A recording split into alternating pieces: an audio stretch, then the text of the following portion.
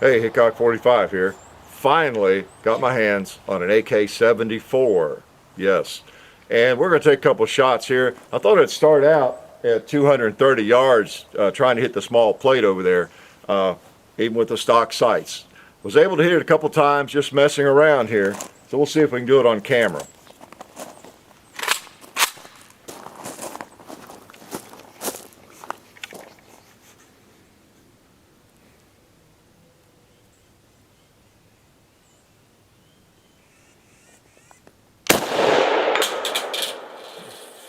All right.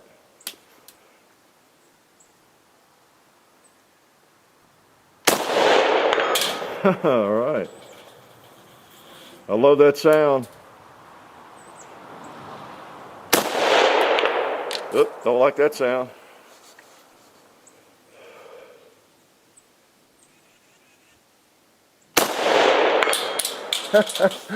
I'll take it. I'll tell you what.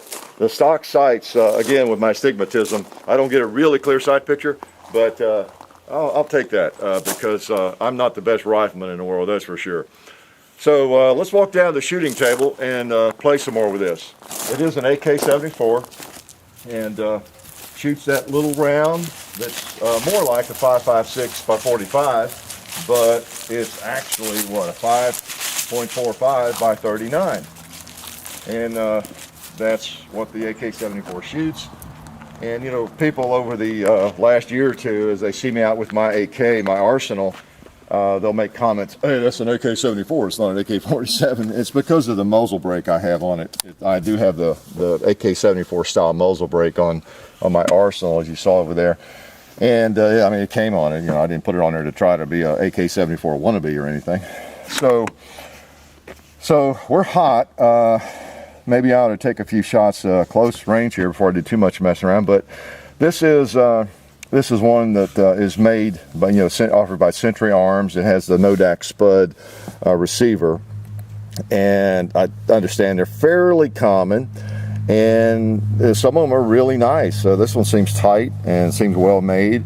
From what I gather, you just need to kind of check them out and make sure they're made well and the rivets are tight, and then there's good as almost anything else if you get a good one, and this one seems to be a good one. This is a loaner gun. A friend of mine, a viewer who's become a friend, has lent me 2 or 3 different guns, and he asked me if I was interested in using this. He had just gotten it recently, and I said, yeah, why not? We get a lot of requests for it, and I'm kind of a 7.62 by 39 guy when it comes to the AK, but yeah, we get a lot of requests, and so your wish is my command. So if you want to see it, we'll see it. Now, I have fired it a little bit here, and I kind of like it. It's growing on me, you know, even though it's a little bullet. It's kind of like the 223, the 5.56, but I can see why it's so attractive, why so many people like it. So let's just take a few more shots while it's hot, and then we'll gab a little bit more with it.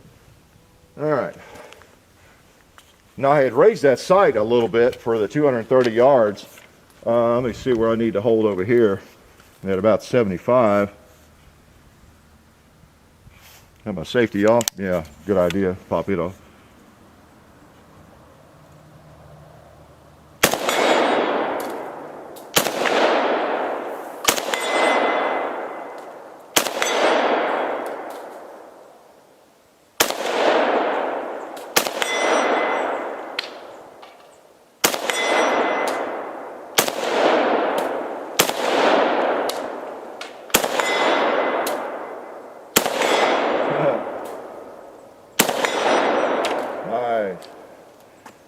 Let's slow down and see if we can bear down on those bowling pins over there.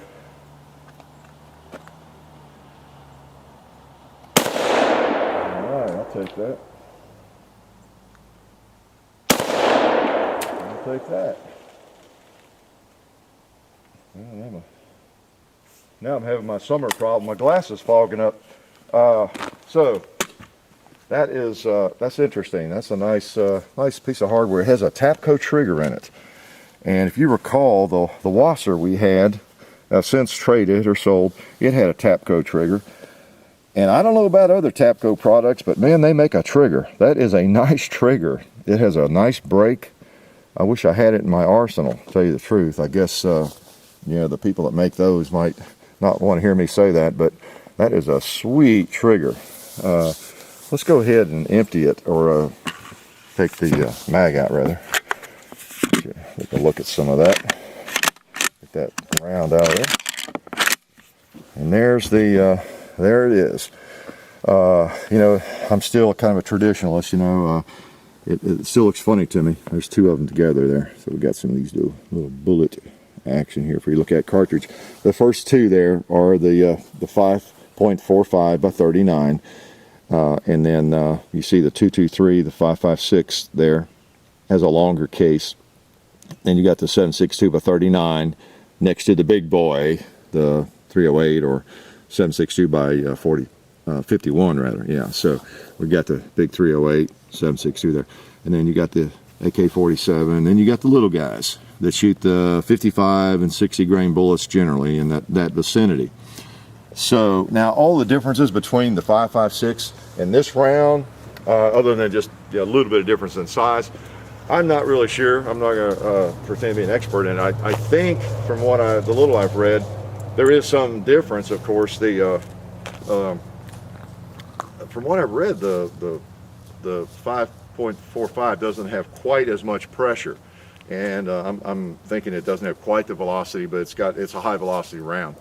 From what I've read, when we went to the 5.56 and during the Vietnam War, mid 60s, that the Russians who were involved with the North Vietnamese, you know, they were noticing and the AR-15s, the M16s in that round, and the effects of it and whatever advantages there were to it, they decided to start, you know, doing some research and building this gun, the AK-47. They liked that round, that lighter round, high velocity round, and voila, up comes the AK-74 with a round similar to our 5.56. So I know it's kind of wild, you know.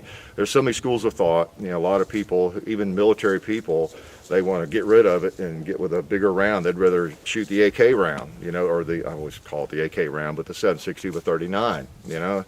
And then you got people who'd rather have the small round. There's advantages and disadvantages to both. I think most people would agree with that.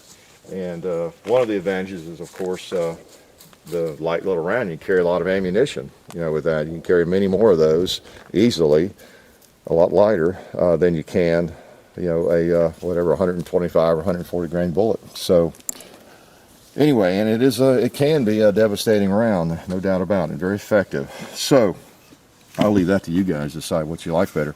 But I had kind of a mental block against it, I'll admit, because my thinking is, okay, if I want to shoot around a 55 grain bullet or a 60 grain bullet going close to 3,000 feet per second or over, I just soon have an AR.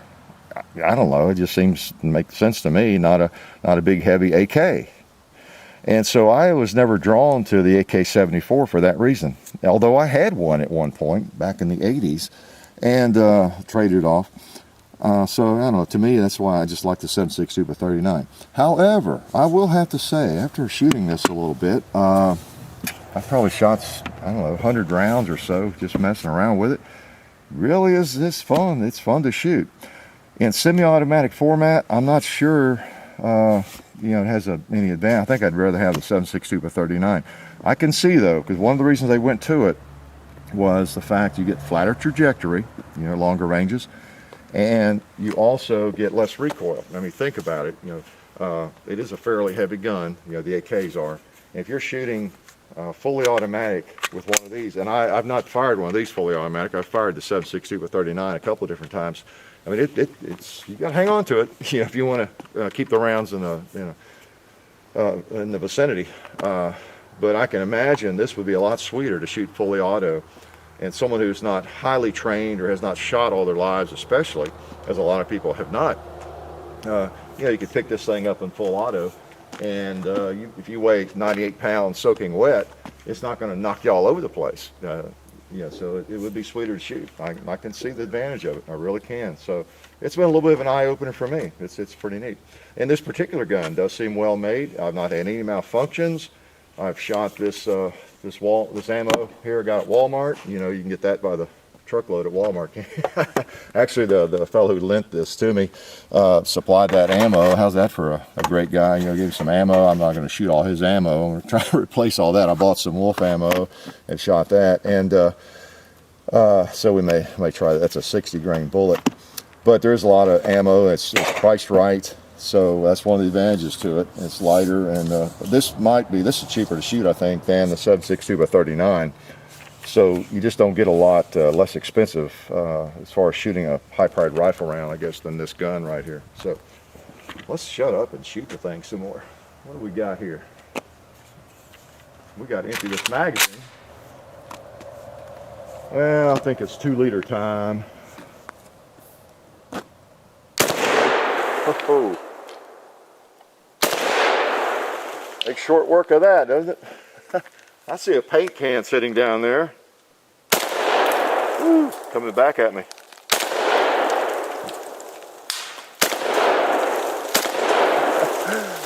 Puts those little bitty holes in things. Go back across the hill. Click. Yep. Typical AK, this bolt doesn't stay back. Okay. Let's try a couple of these Wolf at their 60 grain. I don't expect to see any difference. I doubt there'd be any change of impact.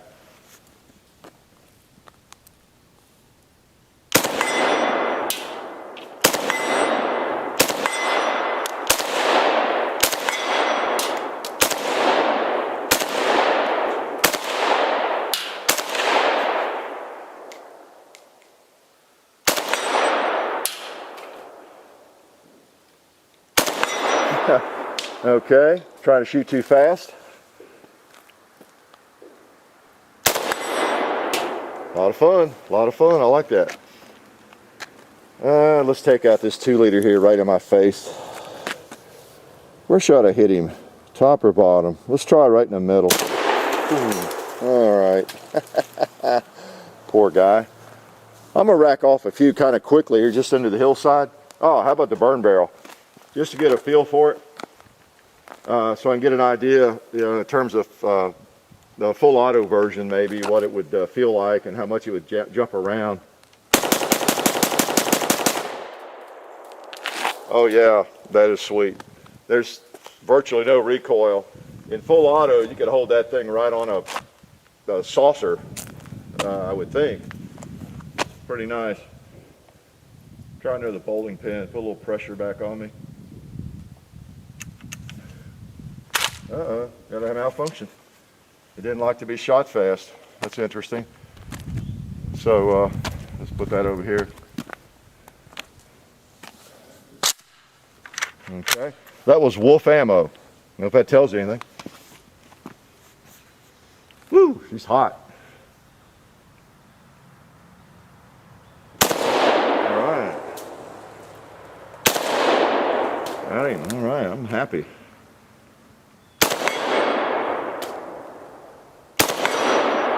Nice gun, nice gun.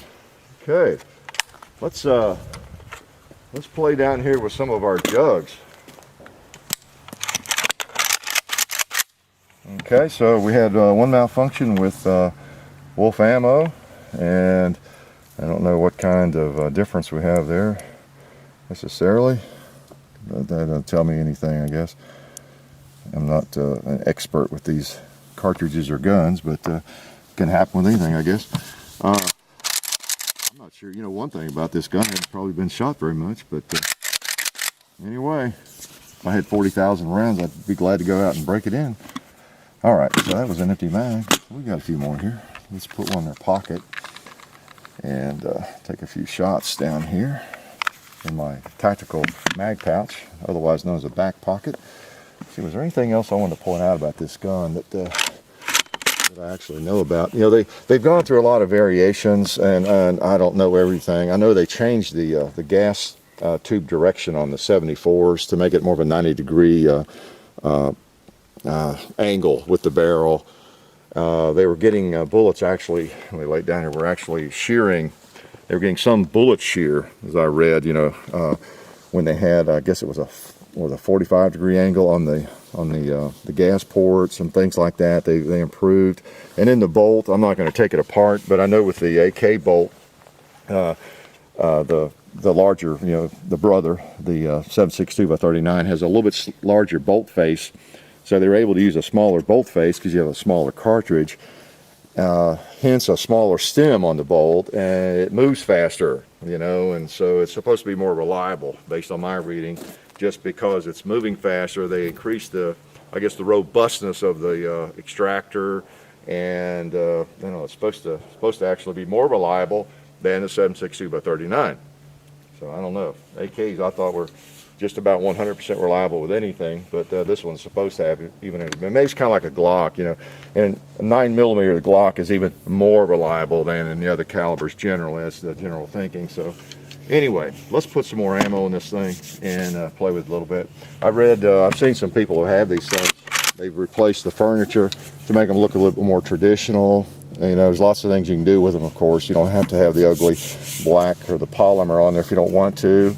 You can do all sorts of things with them. Change out the flash suppressor there.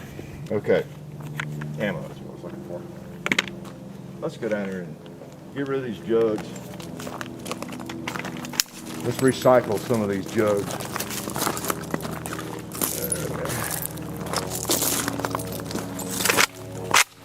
Yeah, okay. All right, what we got here?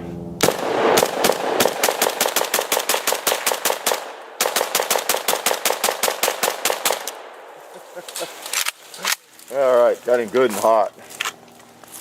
This will be a test. We got another one over here. We'll throw a few rounds at him while it's nice and hot.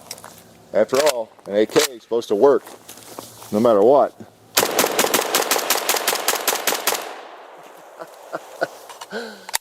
All right. Tough work, but somebody's got to do it. So anyway, that's my first chance to play with the AK74 very much at all, and especially on camera. And we're burning off a little of the ballistol there, which is fine. So pretty neat. I'm impressed, I'll have to say. Wouldn't mind having one of these. I prefer the bigger cartridge, I think, but this is pretty neat. So as you can tell here on the compound, when you got a nice toy like this to play with, there's just absolutely no doubt that life is good.